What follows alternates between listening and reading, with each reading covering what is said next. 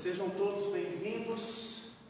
Queria pedir a ajuda do irmão para entregar uma folha de bolso a vocês. Pode me ajudar comigo? A folha que o irmão Heraldo está entregando a você é a folha que você vai usar hoje. Pode entregar uma para cada um. A folha que ele está entregando a você é a folha que vai ser usada nesse tópico inteiro, tá bom? Então você está recebendo aí 2 materiais, tá bom? O Anderson vai entregar para mim os lápis a vocês, caso você precise.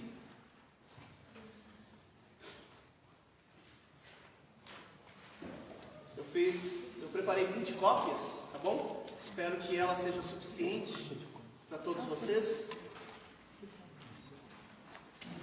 Nós estamos na nossa aula número 8 e estamos entrando no tópico número 4. Aula número 8, tópico número 4. Nas próximas 5 aulas restantes, obrigado, ficou para você? Nas próximas 5 aulas restantes, nós vamos estudar o livro do Apocalipse, tá bom? Hoje está sendo a primeira aula que eu estou entrando no livro do Apocalipse. Então nós teremos 5 aulas, ok? Para que a gente consiga aí cobrir todo esse material.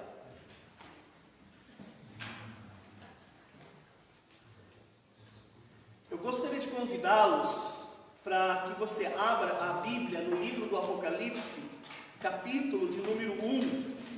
Eu não tenho o hábito de ler tantos versículos assim na abertura de um estudo. Não é habitual eu fazer isso. Mas para que consigamos nos contextualizar a respeito desse conteúdo tão interessante, eu vou ler e peço a vocês que me acompanhem na leitura. E aí, após a leitura, darei início ao conteúdo, tá bom? Então, cada um dos irmãos receberam 2 folhas, tá bom? Uma folha contendo a matéria de hoje, que é essa folha aqui, tá bom? O livro de Apocalipse. E você recebeu uma outra folha no formato paisagem, que tem todos os tópicos dessa matéria aqui, que eu vou cobrir em 5 aulas. Por essa não recebi. Essa não recebeu? Se tiver mais um. Alguém não pegou alguma das folhas? Tá bom. Então você está com a sua Bíblia aí aberta? Vamos ler. Eu vou pedir para que o pastor Davi me auxilie. Então eu vou lendo os números ímpares e o pastor vai lendo os números pares e leremos até o verso de número 20. É o que pretendo cobrir hoje, agora. Então lerei os números ímpares e o pastor Davi lerá os números pares.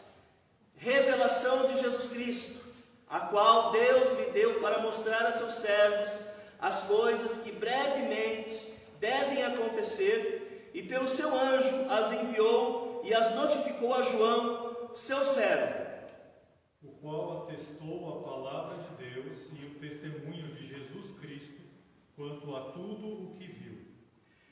Bem-aventurado aquele que lê, os que ouvem as palavras dessa profecia e guardam as coisas que nela estão escritas, porque o tempo está próximo. João, as 7 igrejas que se encontram na Ásia, graça e paz a vós outros, da parte daquele que é, que era e que há de vir, da parte dos 7 Espíritos que se acham diante do seu trono. E da parte de Jesus Cristo, que é a fiel testemunha, o primogênito dos mortos e o príncipe dos reis da terra, aquele que nos ama e em seu sangue nos lavou dos nossos pecados. E nos constituiu reino, sacerdotes para o seu Deus e Pai. A ele a glória e o domínio pelos séculos dos séculos. Amém. Eis que vem com as nuvens, e todo olho verá, até os mesmos que os transpassaram, e todas as tribos da terra se lamentarão sobre ele. Sim, amém. Eu sou o Alfa e o Ômega, diz o Senhor Deus, aquele que é, que era e que há de vir, o Todo-Poderoso. Eu, João, que também vosso irmão e companheiro na aflição e no reino e na paciência de Jesus Cristo, estava na ilha de Pátimos, por causa da palavra de Deus e pelo testemunho de Jesus Cristo. Achei-me em espírito no dia do Senhor, e ouvi por detrás de mim grande voz como de trombeta, E que dizia: o que vês, escreve-o num livro, e envia-o às 7 igrejas que estão na Ásia, a Éfeso, e a Esmirna, e a Pérgamo, e a Tiatira, e a Sardes, e a Filadélfia, e a Laodiceia. Voltei-me para ver quem falava comigo e, voltado, vi 7 candeeiros de ouro. E no meio dos 7 catistais, um semelhante ao Filho do Homem, vestido até aos pés de uma veste comprida e cingida pelo peito com um cinto de ouro. A sua cabeça e cabelos eram brancos como lã alva, como neve, os olhos como chama de fogo. Os seus pés semelhantes a latão, reluzente como se tivesse sido refinado numa fornalha, e a sua voz como a voz de muitas águas. Tinha na mão direita 7 estrelas, e da boca saía-lhe uma afiada espada de 2 gumes. O seu rosto brilhava como o sol na sua força. E eu, quando o vi, caí a seus pés, como morto. E ele pôs sobre mim a sua destra, dizendo: não temas, eu sou o primeiro e o último. E aquele que vive, estive morto, mas eis que estou vivo pelos séculos dos séculos, e tenho as chaves da morte e do inferno. Escreve essas coisas que tem visto, e as que são, e as que depois destas hão de acontecer. Quanto ao mistério das 7 estrelas que viste na minha mão direita, e aos 7 candeeiros de ouro, as 7 estrelas são os anjos das 7 igrejas, e os 7 candeeiros são as 7 igrejas. Amém? Muito bem, obrigado, pastor, por ter me auxiliado. Então, nas próximas 5 aulas, nós vamos estudar o livro do Apocalipse, mas antes de eu adentrar no capítulo 1, versículo 1 e assim por diante, eu gostaria de trazer algumas informações relevantes sobre o livro do Apocalipse. Então você pode tomar nota aí, na folhinha que você tem aí à sua mão. E a primeira informação que eu gostaria que você compreendesse sobre o livro do Apocalipse é a sua complexidade. Pode anotar aí.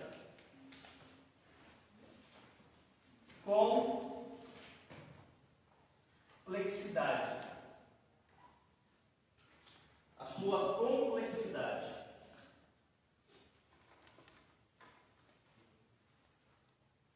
Irmãos, aqui comigo agora. O livro do Apocalipse, dentre o livro do Novo Testamento e do Antigo Testamento, dos livros, né? É o livro mais complexo. De todos os 66 livros, sem sombra de dúvidas, o mais complexo é o livro do Apocalipse. E uma das razões é devido ao seu estilo literário.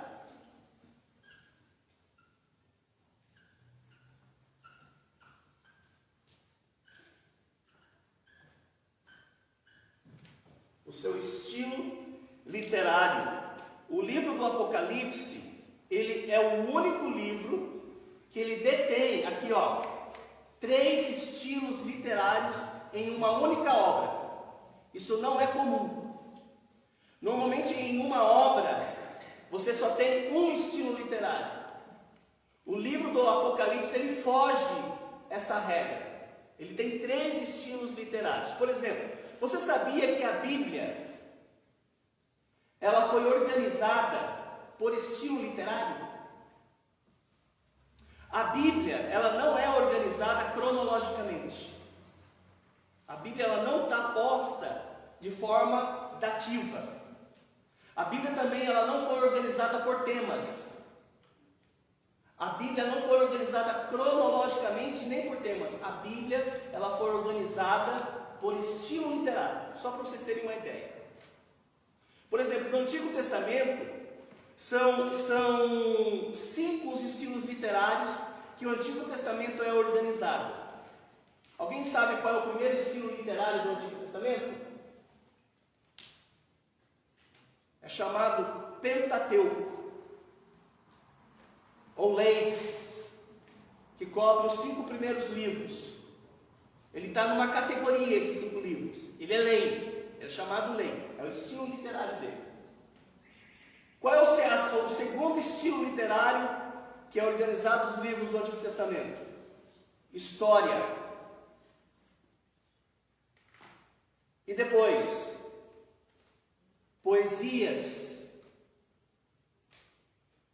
Depois, os próximos 5 livros, profecias ou profetas maiores. E depois, os outros 12 livros, profecias também, mas profetas menores.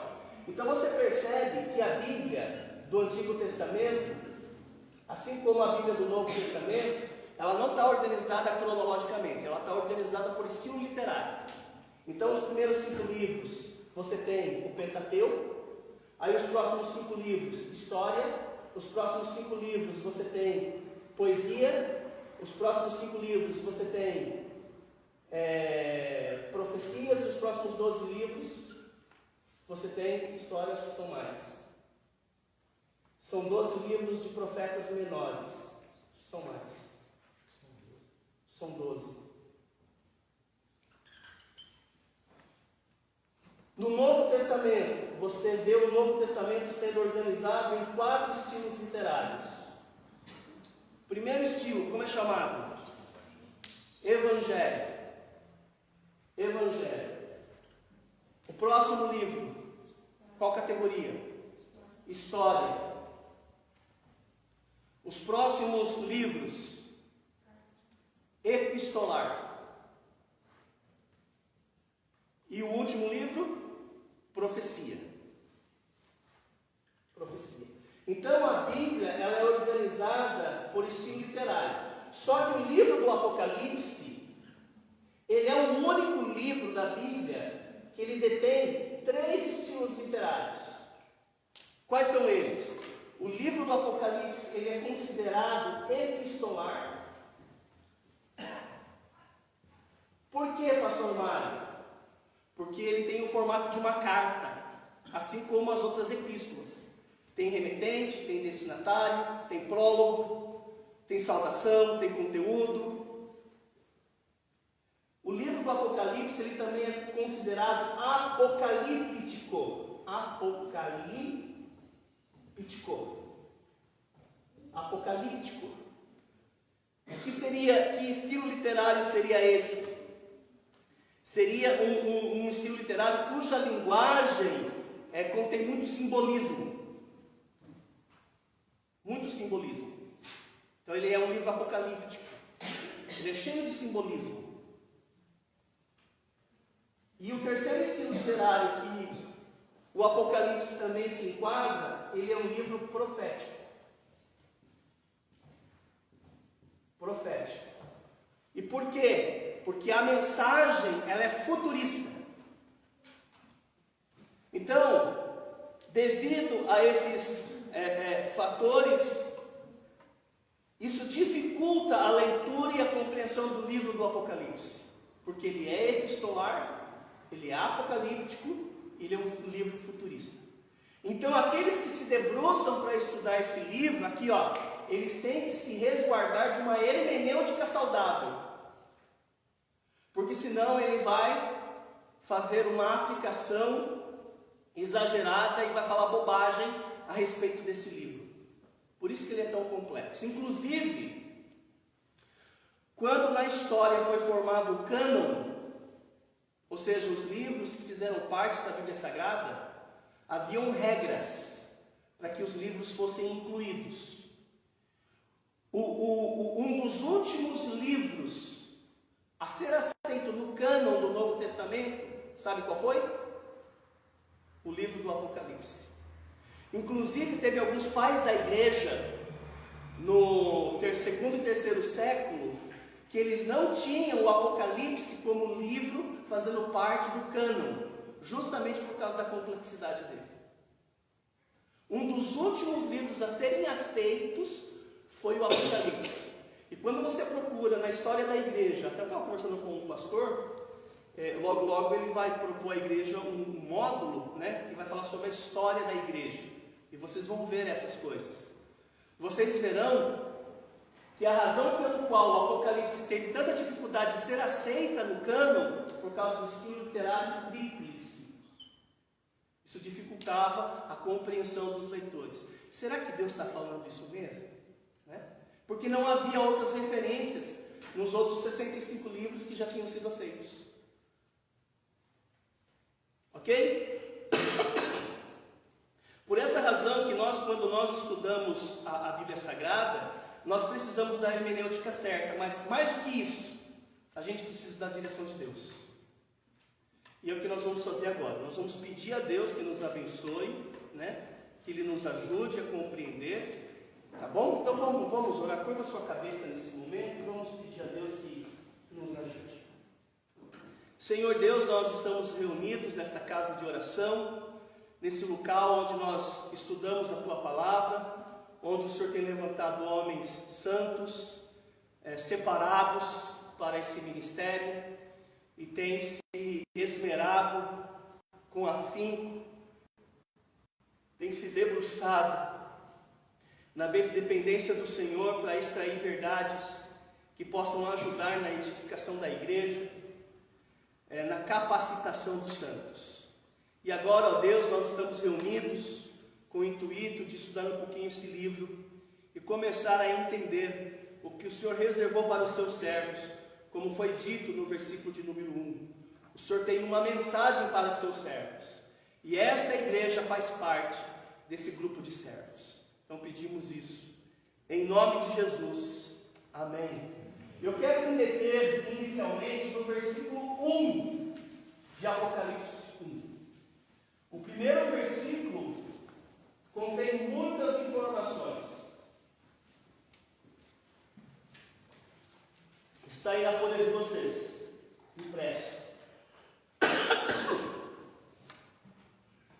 Apocalipse 1:1.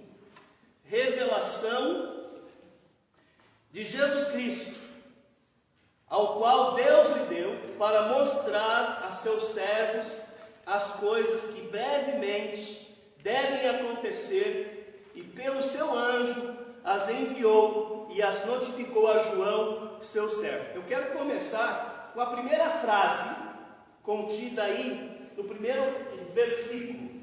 A primeira frase diz assim: revelação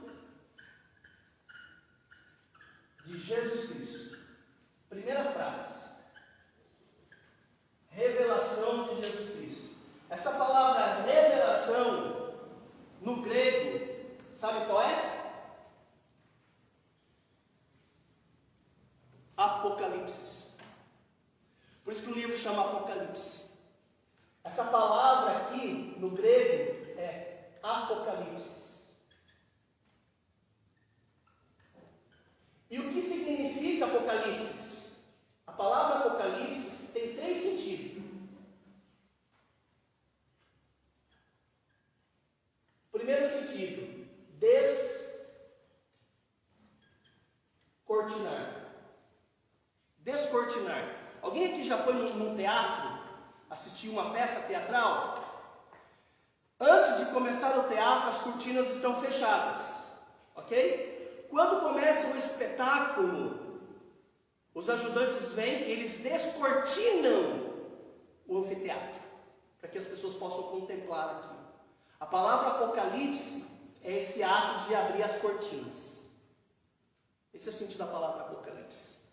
Um outro sentido da palavra Apocalipse é revelação.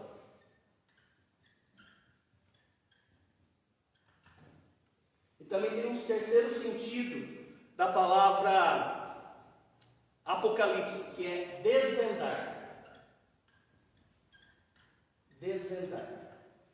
E tanto a palavra descortinar como a palavra revelar, a palavra desvendar, está relacionada ao futuro. Então poderíamos dizer que Apocalipse é o descortinar de Jesus Cristo a respeito do futuro. É o desvendar de Jesus Cristo a respeito do futuro. Isso é muito interessante. Isso é muito interessante. Às vezes nós falamos, nós vemos as pessoas falando nessa palavra aqui, ó.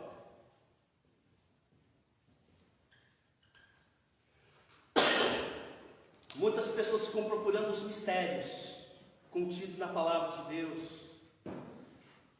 Em igrejas por aí fora, você vê as pessoas que tentam descobrir os mistérios de Deus. Gente, não há mais mistérios. Porque tudo que daquilo que nós precisamos saber a respeito de Deus foi desvendado, foi revelado, foi descortinado. Não há mais mistérios. Deus revela informações a respeito de si mesmo e a respeito do futuro. E tem mais. O texto bíblico vai dizer para nós, aí no versículo de número 1, que Jesus é o mediador dessa revelação final. E por que mediador? Porque na verdade esse conteúdo a respeito do futuro vem de Deus o Pai. Olha o que diz o texto aí. Revelação de Jesus Cristo, ao qual, o quê? Deus lhe deu. Então, Deus entrega o futuro a Jesus. E Jesus, por sua vez, ele vai entregar a seus servos. Olha o que diz o texto. Para mostrar a seus servos. A palavra mostrar aqui, ela é muito interessante. Deus entrega o futuro a Jesus Cristo para que Ele mostre aos seus servos. Essa palavra mostrar aqui, Jesus vai mostrar o futuro aos seus servos. Essa palavra mostrar é uma palavra que dá origem a uma palavra muito conhecida na língua portuguesa. A palavra veredito. Essa palavra mostrar é uma palavra que dá origem a uma palavra na língua portuguesa que é veredito. E alguém sabe o que é um veredito? Veredito? Sentença. Hã? Sentença. Veredito é uma decisão final de um tribunal. É uma decisão absoluta. É uma decisão final. Deus, ele tem uma informação completa e absoluta a respeito do futuro. Gente, não tem como ser outro resultado. É um resultado pronto. Ele já está pronto. Isso aqui vai acontecer exatamente como está sendo revelado. E o que é que Deus quer mostrar? O texto fala para nós. Aí no versículo de número 1. Revelação de Jesus Cristo, a qual Deus lhe deu para mostrar a seus servos o quê? As coisas que brevemente devem acontecer. Eu quero chamar a sua atenção agora para essa frase. As coisas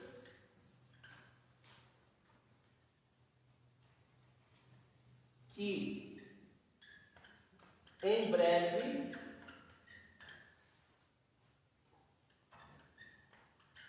devem acontecer.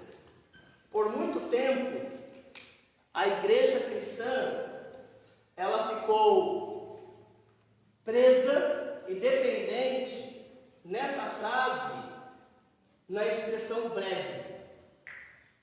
Isso gerou muita frustração e muita decepção. Por quê? Porque porque eles esperavam que os acontecimentos que Jesus vai começar a descortinar para nós no capítulo 2, 3, 4 até o capítulo 22, por causa dessa palavra breve, isso gerou muita frustração aos primeiros cristãos, porque eles imaginavam que logo iria acontecer ao desvendar dessas informações por causa dessa palavra breve. Inclusive, eles achavam que Apocalipse iria acontecer já no primeiro século. Isso gerou muita frustração. Inclusive, existe uma corrente que interpreta Apocalipse, por causa dessa palavra, como sendo preterista. Eles são os preteristas. Nós não somos preteristas, nós somos dispensacionalistas. E por que eles são preteristas? Por causa dessa expressão, eles dizem, não, tudo isso aconteceu no primeiro século. E a gente entende, não, isso não aconteceu no primeiro século, porque a ênfase não está na brevidade, a ênfase está na certeza de que vai acontecer. Então a ênfase não é breve nessa frase, a ênfase é acontecer. Ou seja, qual é a tônica desse ponto aqui? É a certeza daquilo que Jesus está revelando. E quando acontecer, aí sim vai ser breve. Vai ser rápido e iminente. Você entende que isso muda um pouquinho a percepção? Quando você vê esses acontecimentos que Jesus vai revelar, e você tem a ideia de que o ponto central é a brevidade, você fica frustrado, porque não aconteceu. Mas o ponto não é esse, o ponto é a certeza daquilo que Jesus está revelando, isso vai acontecer. E quando acontecer, será breve, rápido e iminente. Isso muda a nossa compreensão, isso nos ajuda a entender que, de fato, algumas coisas descritas no livro ainda não aconteceu. Tudo bem, gente? Então vamos lá. Ainda no versículo 1, temos a informação sobre um anjo que foi enviado a João. Um anjo que foi enviado a João. Então aqui, gente, eu tenho uma cadeia de transmissão. Ela começa com quem? Com Deus o Pai. Depois temos Jesus. E agora nós temos quem? Um anjo. Um anjo foi enviado a João. Eu já vou colocar João aqui nessa cadeia de transmissão até chegar a nós. Um anjo. Pergunto a vocês: quem é esse anjo?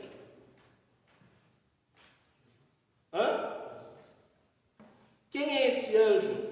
Interessante que o Apocalipse, ele não revela a identidade desse anjo. Mas é um mensageiro. E qual é a função do mensageiro? Ora, entregar uma mensagem. Interessante que o foco não é o anjo. O foco é a mensagem que ele leva. É a mesma coisa com relação ao pastor. Eu vejo muitas igrejas dando muito locus como pastor celebridade. O pastor, ele é o mensageiro, não é ele o foco principal. Qual é o foco principal? A mensagem que ele está levando. E é a mesma coisa aqui. Deus entregou uma mensagem a Jesus. Jesus, por sua vez, chamou um dos seus anjos que teve esse trabalho de entregar a João o apóstolo. Alguns estudiosos, eles acreditam que esse anjo aqui é esse daqui, ó. Gabriel. Mas é mera especulação. Porque Gabriel já foi usado para levar uma mensagem de Jesus. No Antigo Testamento isso já aconteceu, inclusive Gabriel já foi usado no Antigo Testamento. Inclusive nós estudamos um livro que Deus enviou um mensageiro a um profeta para consolá-lo e deu a esse profeta uma profecia do futuro. Alguém lembra quem foi esse anjo? Foi Gabriel. E Gabriel levou essa mensagem a quem? Daniel. Aquela profecia que nós estudamos há 70 semanas de Daniel, Daniel recebeu essa mensagem vinda de um anjo. E quem levou essa mensagem foi Gabriel. No Novo Testamento, já no início do Novo Testamento, eu vejo também Deus enviando também Gabriel a uma outra pessoa, trazendo uma mensagem a respeito do futuro. Quem foi essa pessoa que recebeu a visita de um anjo? Maria. E ela recebeu uma notícia a respeito do futuro, que ela ficaria grávida do Messias. Gabriel também foi enviado a José. Então, não dá para afirmar quem é esse anjo. Pode ser que tenha sido Gabriel, mas isso não é relevante para nós, devido ao fato que o ponto principal é a mensagem que ele entregou. O texto bíblico que essa mensagem ela foi entregue a João. E curiosamente o texto não fala João o apóstolo. A Bíblia fala João o servo. E isso aqui é muito importante. Por que é importante? Não sei se vocês sabem, mas existem duas palavras principais para servo no Novo Testamento. Na verdade, são 4 palavras para servo, mas tem duas principais. A primeira palavra que nós temos no Novo Testamento para servo é essa daqui, ó. Diáconos. Uma segunda palavra no Novo Testamento para servo é essa daqui, ó. Doulos. Sabe qual a diferença entre diáconos e doulos? Você tem que pensar numa fazenda e você tem que pensar no dono da fazenda. O senhor da fazenda, ele tem servos, mas nem todos os servos têm a mesma ocupação. O senhor da fazenda, ele tem servos que trabalham dentro da casa dele. Os servos, os escravos que trabalham na casa do Senhor, eles eram chamados diáconos. E os servos que trabalhavam de sol a sol, eles eram chamados doulos. Então, havia uma classe de escravos que trabalhavam para o Senhor dentro da casa. E havia uma classe de escravos que trabalhava no campo daquele Senhor. No arado, tratando com os animais lá fora, de sol a sol. E o interessante é que a palavra diáconos é um servo que tem uma mão de obra qualificada. Ou seja, ele tem uma profissão. Por exemplo, pensa comigo num dono de uma grande fazenda, um senhor. Ele precisa de escravos com mão de obra qualificada. Que tipo de escravo ele deveria ter de mão de obra qualificada? Número 1, que trabalha na cozinha. Cozinheiros, cozinheiras. Esses servos, eles eram considerados diáconos e diaconisas. Cozinheiros, que mais? Mordomos, que mais? Os administradores dele. Qual é a palavra administração no grego? Oikonomia, né? Que traz a palavra dispensação. Mas existe o servo que é o doulos, que ele entra naquela qualidade de servo comum. Essa palavra servo aqui não é diáconos. Essa palavra usada aqui para João, o apóstolo, é doulos. Mais uma vez, e por que ele usou o meu servo João, doulos? Para mostrar para nós que ele teria que servir de sol a sol. E foi exatamente isso que João fez. Ele morreu de velhice, de meios naturais. Ele foi o único que não foi mártir, nesse sentido, e morreu servindo o Senhor. E é o que nós somos, né? Alguns de nós, por causa dos talentos que recebemos, para Deus somos diáconos. Mas todos nós somos doulos. Somos servos do campo. Irmãos, então nós temos aqui uma cadeia de transmissão.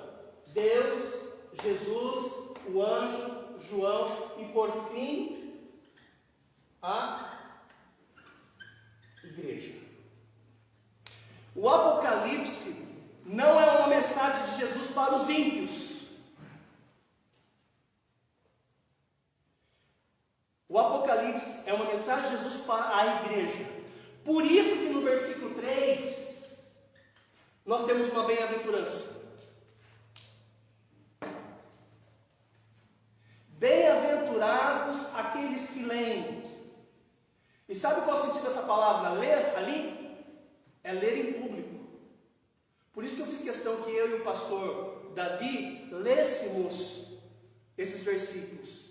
O texto vai dizer para nós: feliz caminho da Igreja Batista Nova Esperança, porque vocês leram as palavras dessa profecia. A leitura pública. Ele não está falando tanto da leitura devocional. Versículo 3 não fala sobre feliz é você que faz o seu devocional no livro do Apocalipse. Não. Feliz é a igreja que faz a leitura dessas palavras. E não somente isso. O texto fala aqueles que leem, aqueles que ouvem. E quem são esses que ouvem? É a congregação. É o encontro solene. É uma assembleia. O pastor não faz assembleia aqui na igreja, e os irmãos são convocados. Então o texto fala: feliz é você que também ouve a palavra dessa profecia. Feliz é você que guarda as palavras dessa profecia. E o que quer dizer guardar? Você levar para casa essa esperança, colocar em prática na sua vida diária aquilo que você ouviu. Feliz é esse caminho.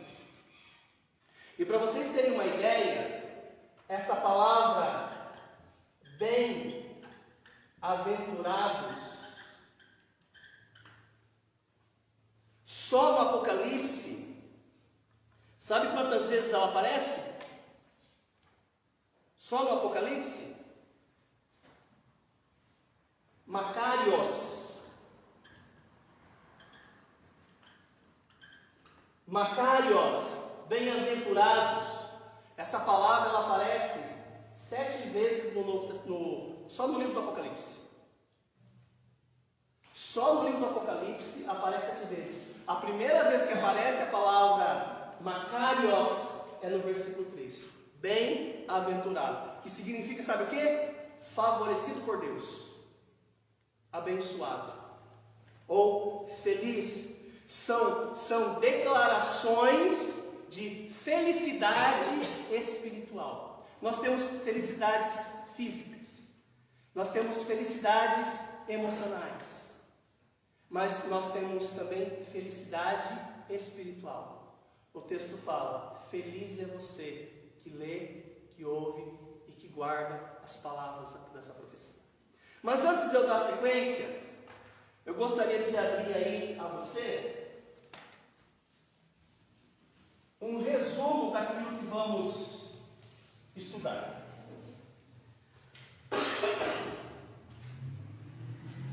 Na folhinha de vocês aí, você vai preencher revelação de Jesus Cristo, ou seja, Apocalipse de Jesus Cristo, na folha de vocês.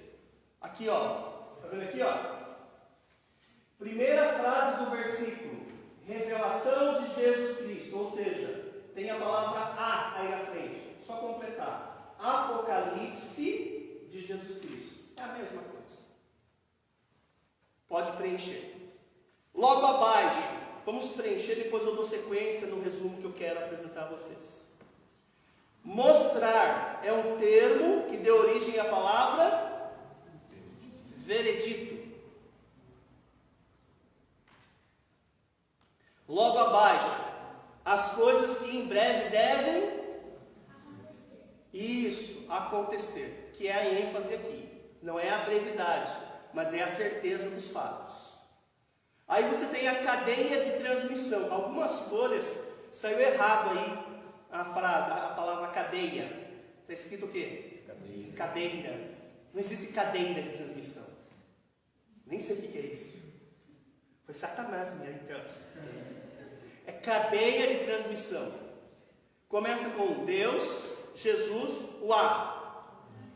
Anjos, o J. João e I. Igreja, pode preencher. Gente, o livro do Apocalipse, ele pode ser resumido em 7 partes.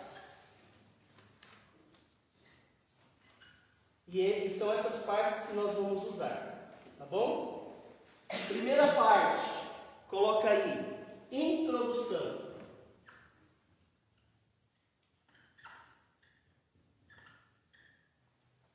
Segunda parte, igreja. Terceira parte, céu. Quarta parte, tribulação.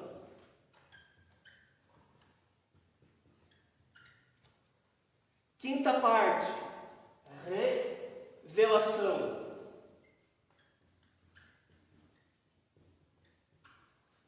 Sexta parte, reino. Sétima parte, eternidade. Então, o livro do Apocalipse, ele pode ser dividido em 7 partes, tá bom? Introdução, igreja, céu, tribulação, revelação, reino e eternidade. Quais são os capítulos que tratam desse assunto? Vai estar na frente da folhinha de vocês. O capítulo 1 é a introdução. O capítulo 2 e 3 trata da igreja. O capítulo 4 e 5 fala do céu. Dos capítulos 6 ao 18, que seria 80% do conteúdo do Apocalipse, trata da tribulação. O capítulo 19 trata da revelação, que seria o retorno de Jesus. O capítulo 20 trata do reino. E o capítulo 21 e 22 trata da eternidade. Tá bom? Então, só para vocês saberem aí. Muito bem, na sequência, na folhinha de vocês aí, nós temos a primeira parte. E na folha de esboço você deve preencher prólogo da revelação. Alguém sabe o que é prólogo? Prólogo. Acho que vários de vocês já ouviram falar nessa palavra aqui, né? Prólogo. O que é prólogo? Prólogo da revelação. Pode preencher. Origem divina da profecia. Origem divina da profecia. Gente, prólogo é tipo uma capa explicativa. O capítulo 1, ele é responsável por introduzir e explicar tudo aquilo que será ensinado posteriormente. Normalmente a palavra prólogo, ela pode ser substituída pela palavra introdução. É a mesma coisa. E o que seria introdução? É aquela parte que prepara o leitor para o conteúdo que ele vai receber. Né? Isso é uma introdução. Ele vai preparar o leitor para o conteúdo que ele vai receber. E qual é a introdução? Qual é o prólogo?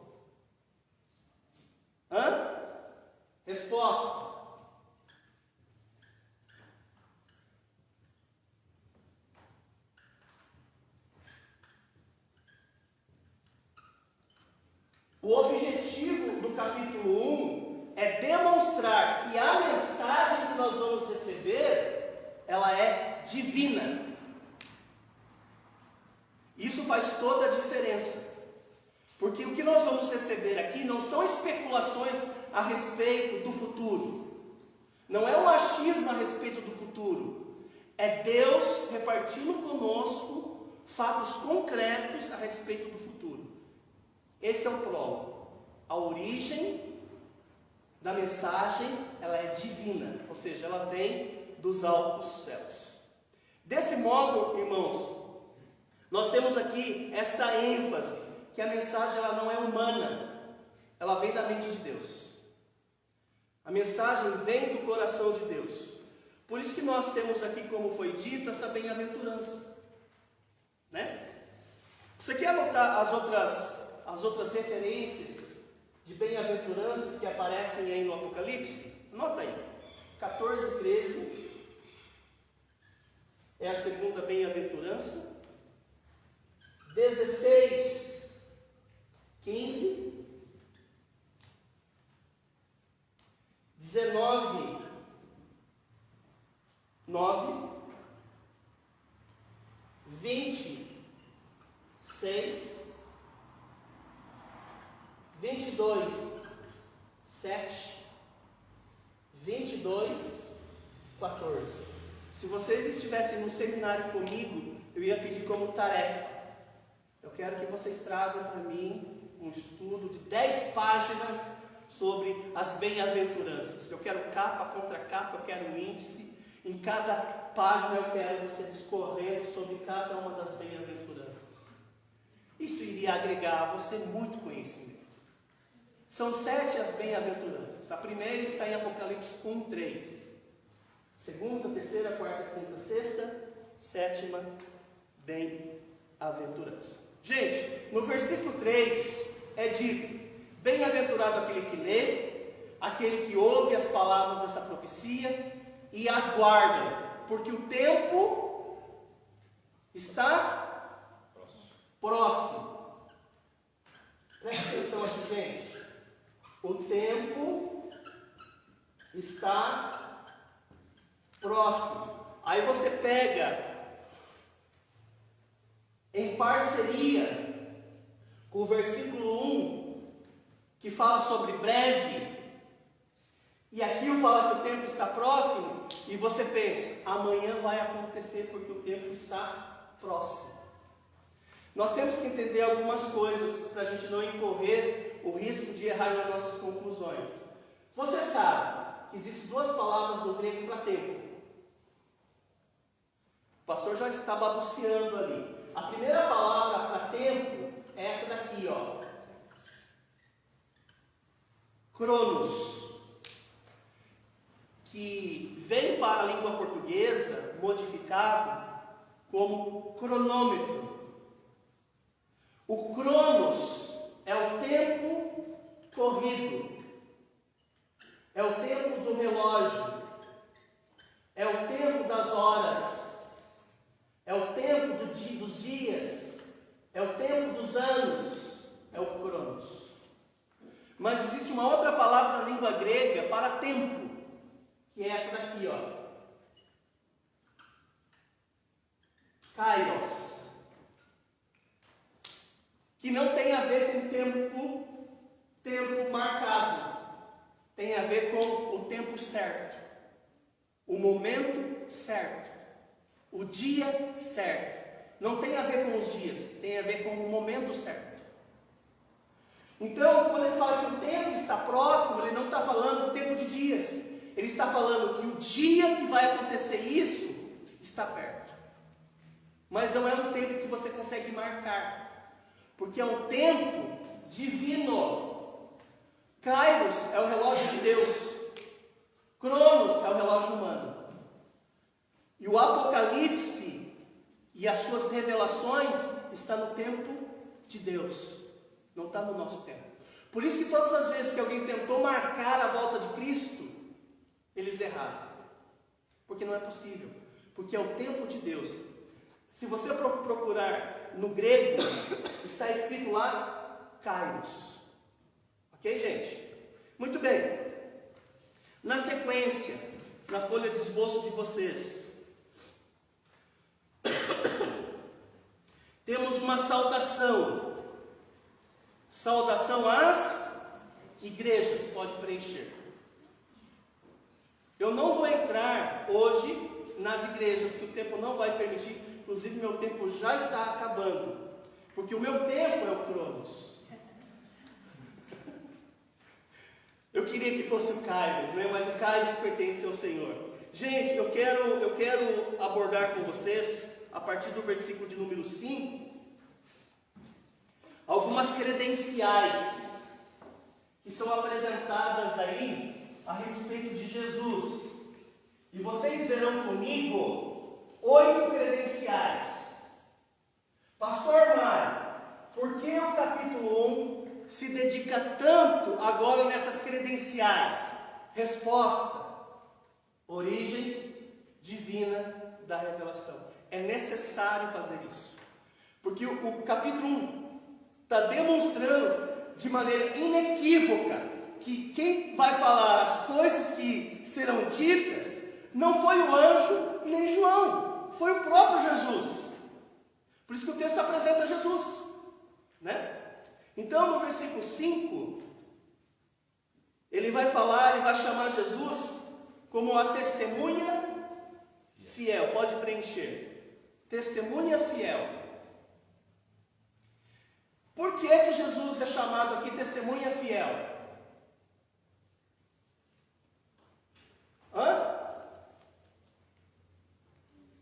Jesus recebe a primeira credencial. E qual foi a primeira credencial? Testemunha fiel. Por quê? Resposta: porque ele pode garantir a veracidade dessa revelação. Vou repetir. Isso é muito importante para nós. Gente, Jesus ele garantiu a veracidade de todo esse conteúdo. Vai acontecer. Segunda credencial, primogênito dentre os mortos. O que isso quer dizer? Que nós temos aqui a revelação de Jesus Cristo, aqui, gente, ressuscitado, glorificado e exaltado. Ou seja, a pessoa que está falando é alguém que tem controle da história. Não é o servo sofredor aqui, sujeito às nossas dores, às nossas lutas. Jesus chorou. Não é esse Jesus que está sendo apresentado aqui. O que está sendo apresentado aqui é o Jesus glorificado. É o primogênito dentre os mortos. É o primeiro da ressurreição. Continua. Terceira credencial. Soberano dos reis da terra. Ou seja, qual é a credencial aqui? Ele é o governante supremo. Quarta credencial, está lá no versículo 5. Ele nos amou. Ele nos amou. Como que Jesus demonstrou o seu amor para conosco, gente? Romanos 5,8. Na cruz. Você sabe que existe uma discussão aí, que Jesus, ele ama mesmo é a igreja. Né, pastor? Tem uma discussão disso aí, né, pastor Davi? Que amar mesmo... eu vou entrar nesse assunto.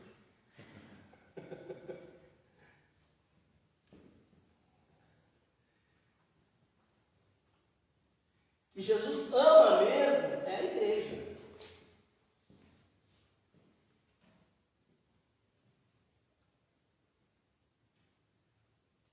O texto fala aqui, né? Ele nos amou. É que nós temos que entender que existe um amor que é destinado ao mundo. João 3,16. Porque Deus amou o mundo de tal maneira. Mas existe um tipo de amor diferente, que é o amor do Pai pelo Filho, que é diferente. Eu tenho certeza que o pastor Jonas ama todas as criancinhas aqui do bairro. Ele ama.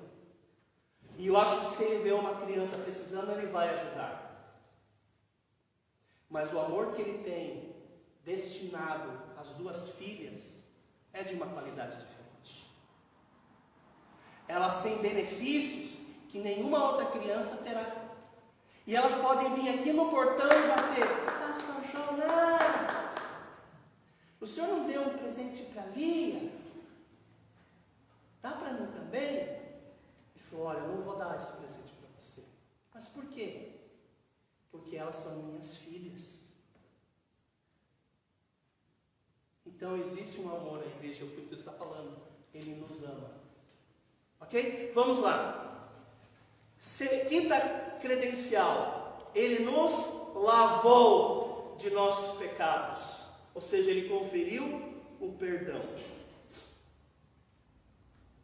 Ele nos lavou.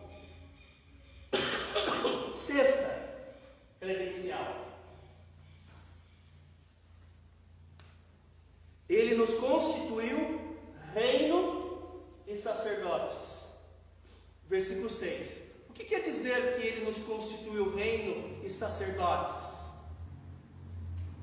Gente, você sabia que o Senhor Jesus incluiu a igreja no seu plano de reino? Quando um governante entra no poder, sabe qual é um dos primeiros movimentos que ele faz? Escolher os seus ministros, sua equipe. Quando um governo entra, ele destitui os cargos, os mais diversos, e ele começa a selecionar aqueles que farão parte da sua equipe. O texto está falando para nós que Jesus nos incluiu no seu plano de reino. Nós vamos servir com ele. No versículo 7 temos uma outra credencial de Jesus. Ele voltará. Estou terminando, viu, gente? Ele voltará. O texto fala: eis que vem com as nuvens, e todo olho verá, indicando o seu retorno físico, né? Visível, triunfante, que vai ser detalhado lá em Apocalipse 19. Quando nós chegarmos em Apocalipse 19, esse versículo 7, é o 7? O versículo 7, 1:7, ele vai fazer mais sentido para nós quando nós chegarmos no capítulo 19. Você vai ver esse versículo sendo ampliado.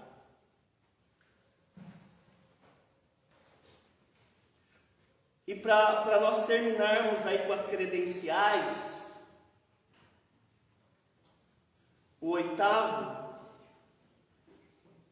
credencial, quem pode ler o versículo 8, por favor? Eu sou o Alfa e Ômega, diz o Senhor Deus, aquele que é, que era e que há de vir, o Todo-Poderoso. Muito bom. Você pode preencher aí, eu acho que eu não coloquei corretamente, mas você acho que vai entender. Pode colocar: Jesus é o eterno e poderoso Deus. Isso aqui dedicaria uma aula só nisso aqui. Jesus é o eterno e poderoso Deus. Como que eu sei disso? Por causa de uma palavra que tem aí no versículo de número 8.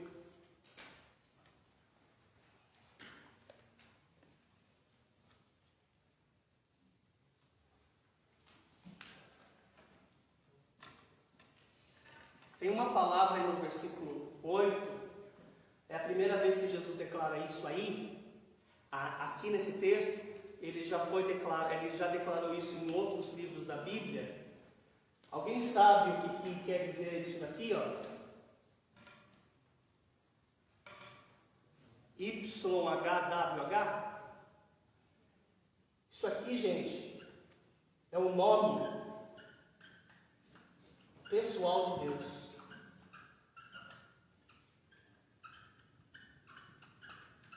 É o nome pessoal de Deus. Essa palavra aqui, ela é impronunciável. porque só tem consoantes aqui. Então nós não conseguimos pronunciar uma palavra que só tem consoantes, né? Mas foram feitas algumas adaptações ao longo do tempo. E esse primeiro H aqui, que é uma consoante hebraica, eles substituíram pela primeira vogal de Adonai. E esse outro H, eles substituíram pela primeira vogal de Elohim. Agora eu consigo pronunciar o nome pessoal de Deus.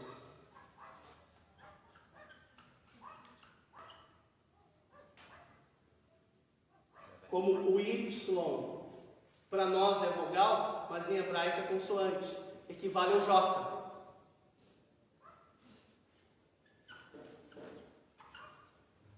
Como que lê isso aqui? Javé. Mas também foram feitas outras adaptações. Eles fizeram ao contrário. Eles pegaram a consoante de Elohim e colocaram aqui, o E de Elohim, e pegaram as duas consoantes de Adonai, o A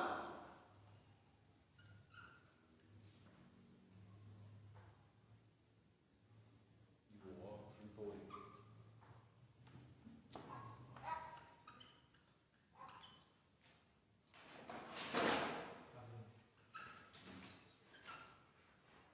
as duas consoantes de Elohim e a consoante de Adonai. Aí ficou assim.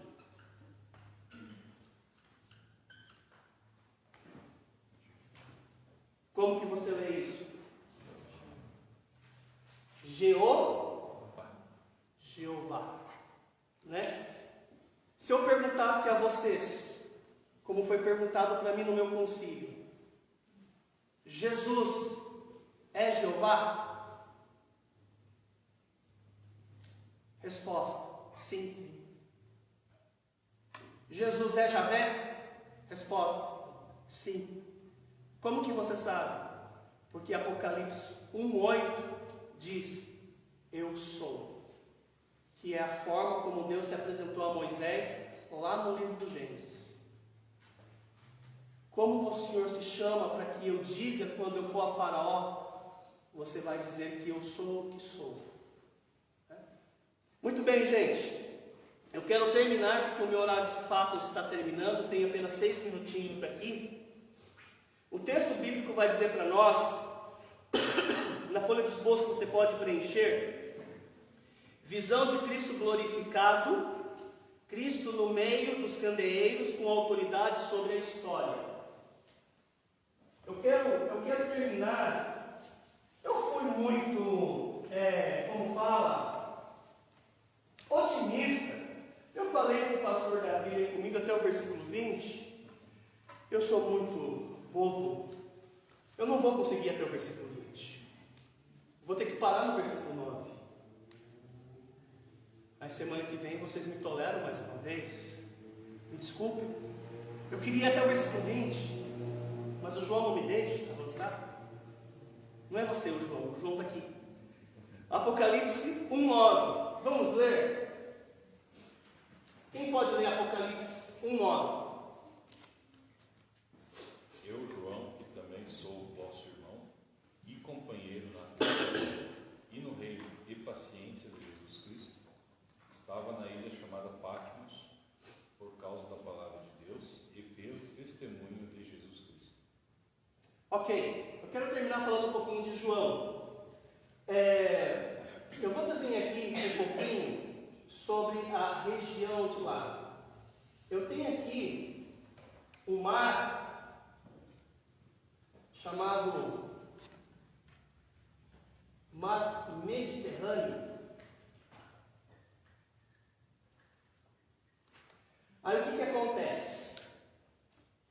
Israel está aproximadamente aqui, ó. Israel.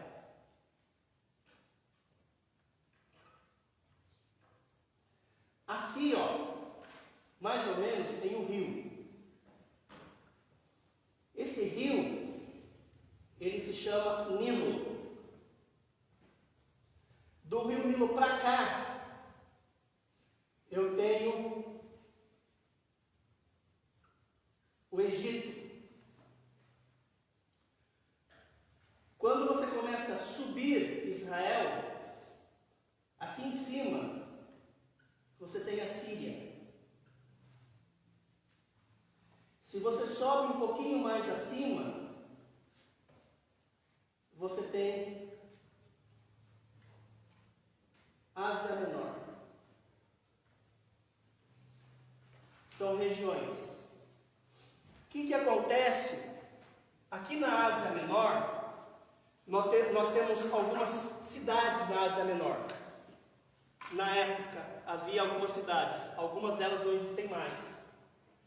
Você tem um círculo irregular de cidades que vão fazer costa com o Mediterrâneo, de 7 cidades.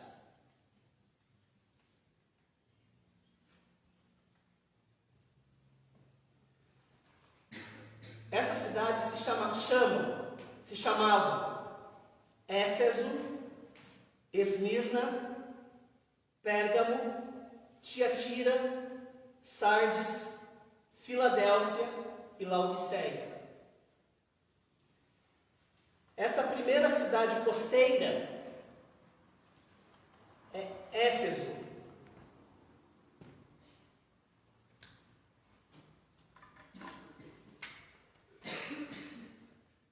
Quilômetros de Éfeso, viagem marítima, tem uma ilha.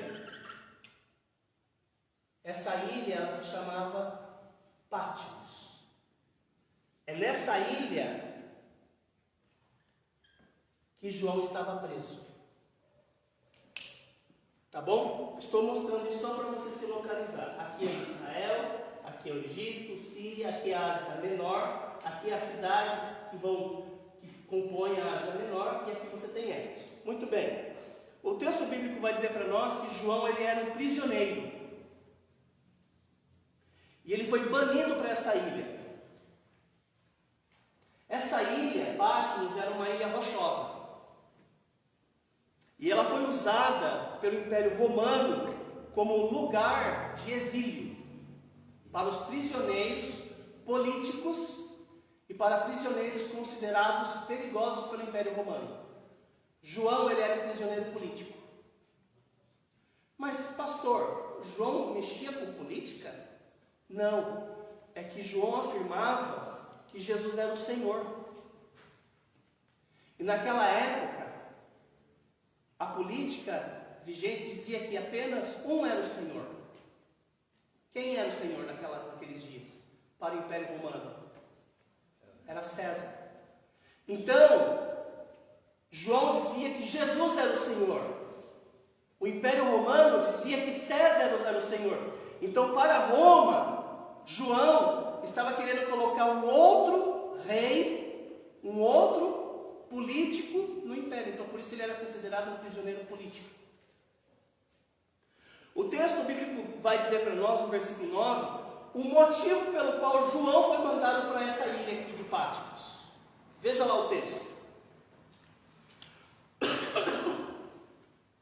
Parte B. Por causa da palavra de Deus e o testemunho de Jesus. Gente, eu estou chegando ao final. Eu peço sua atenção só por mais alguns instantes e eu termino, tá bom? O pastor Jonas está dando um estudo para nós, aos domingos, da carta a Timóteo. E o pastor já falou reiteradas vezes que Timóteo era pastor de qual igreja? Essa cidade aqui, Paulo plantou uma igreja. E ele deixou lá um jovem pastor.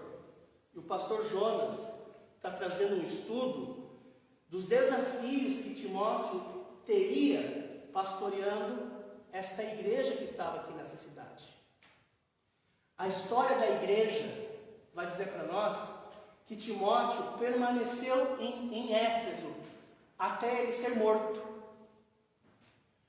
Paulo foi morto pelo império e logo depois, passado alguns anos, levantou-se um imperador chamado Domiciano, e ele prendeu e matou Timóteo. Timóteo foi morto em Éfeso, pela história da igreja, pela tradição da igreja. Quem substituiu Timóteo? Foi João. João, ele foi responsável não somente pela igreja de Éfeso, mas por todas as igrejas ali da Ásia Menor. Ele era o último apóstolo. Todos os demais apóstolos já haviam sido martirizados, e os primeiros discípulos também. João estava vivo. Ele já era um velho, idoso. E por causa da pregação de João em Éfeso, ele foi preso. Ele foi capturado, já velho, ele foi levado para Pátimos. E de lá ele não saiu mais. Mas ele morreu lá. Quem o levou foi o imperador Domiciano, pela história da tradição da igreja. E interessante que mesmo diante de toda essa adversidade, lá em Pátimos, Deus continuou usando ele. E foi lá em Pátimos que ele recebeu a revelação do último livro da Bíblia. Ele recebeu a revelação do Apocalipse. Gente, o que a gente pode aprender com isso? Eu creio que a gente pode aprender algumas lições preciosas. Pode anotar aí e a gente vai terminar. Primeira lição: o Evangelho pode custar caro. O Evangelho pode custar caro. João era idoso, mas nem por isso ele deixou de testemunhar. Sua fidelidade à pregação lhe custou a sua própria liberdade. Então nós devemos lembrar que seguir a Cristo tem um custo. Segunda lição que nós podemos aprender até aqui: o isolamento não limita a ação de Deus. O isolamento não limita a ação de Deus. Às vezes nós estamos passando por alguma situação que Deus nos tira do nosso conforto, da nossa conveniência, e nos manda para um lugar que nós não gostaríamos de estar. Não temos mais os mesmos amigos que tínhamos.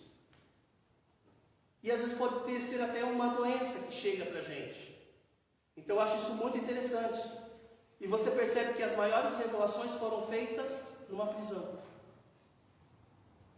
Então Deus pode transformar um lugar de solidão em um cenário de revelação. E para eu terminar, pode preencher: a fidelidade é mais importante do que segurança pessoal. João poderia ter se calado, gente, para ficar fora da prisão, mas ele preferiu pregar o Evangelho. Isso demonstra que obedecer a Deus é mais importante do que permanecer livre. Amém? Senhor Deus, obrigado pelo tempo que gastamos aqui investindo nesse conteúdo. Peço ao Senhor que abençoe a tua igreja, em nome de Jesus. Amém. Deus abençoe vocês. Até semana que vem, se Deus assim permitir.